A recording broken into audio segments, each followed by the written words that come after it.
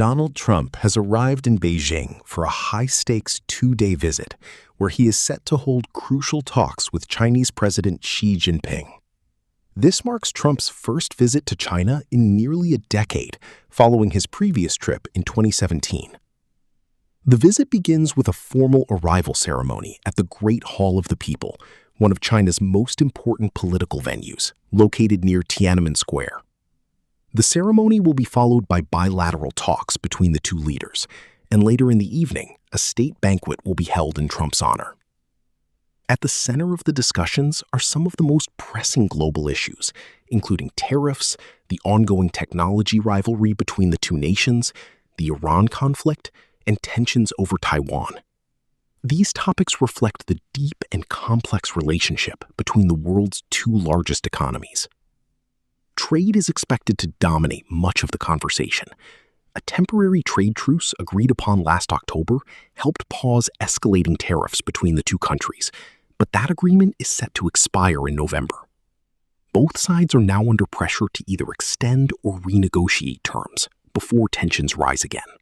China is expected to approach the talks focusing on what analysts describe as the 3 T's: tariffs, technology, and Taiwan. Meanwhile, Beijing may also offer increased imports of American goods, often referred to as the 5 Bs, which include Boeing aircraft, beef, and soybeans, along with proposals to expand bilateral trade and investment cooperation. Technology and supply chains remain a major point of disagreement. China is seeking relief from U.S. restrictions on advanced semiconductors and chip-making equipment, while Washington is pushing for reliable access to rare earth materials that are essential for industries such as defense, automotive production, and aerospace. Trump is accompanied by several major figures from the business world, highlighting the economic importance of this visit. Among them are Elon Musk, Jensen Huang, and Tim Cook, along with Boeing CEO Kelly Ortberg. Before arriving, Trump stated that his primary goal is to encourage China to open up its markets further to American companies. Beyond trade, geopolitical concerns are also expected to feature heavily in the discussions. China is believed to have significant influence over Iran, a country currently at the center of regional tensions. While Trump has expressed confidence in handling the situation independently, cooperation from Beijing could play a key role in any potential peace efforts. Maritime security is another issue on the agenda, particularly the Strait of Hormuz, a critical route for global oil and liquefied natural gas shipments to Asia. Stability in this region is essential not only for China, but for the global economy as a whole. Trump arrived in Beijing the previous evening, where he was welcomed by Chinese Vice President Han Zheng before heading to his hotel for the night. Today marks his first full day of official engagements, starting with the ceremonial welcome and followed by intensive diplomatic talks. In addition to formal meetings, the visit will include symbolic moments, such as a friendship photo and handshake with Xi, as well as a visit to Zhongnanhai, the headquarters of China's Communist Party, a gesture often seen as a sign of diplomatic closeness.